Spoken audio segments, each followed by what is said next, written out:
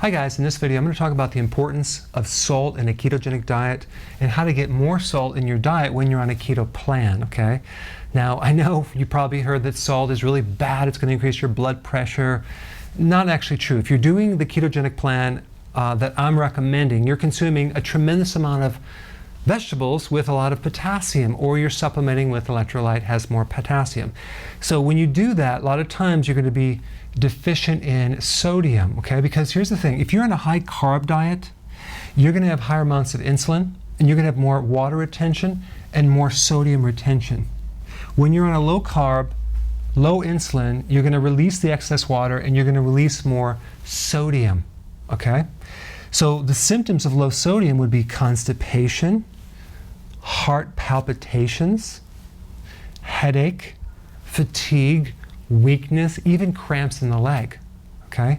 So those are some things that you can happen as you transition to a keto plan as well, and you have to remember to consume more salt. In fact, the amount of salt that you need to consume on a keto plan is about a teaspoon a day. If you're on a high carb diet, you should only consume about 1/4 of a teaspoon per day, because you're going to retain it, okay? So here's some good ideas to increase more salt. Himalayan salt, put it on your vegetables, put it on your food, put it on your eggs. This is the best. It's pure, it has 74 minerals. Don't use table salt, use Himalayan pink salt.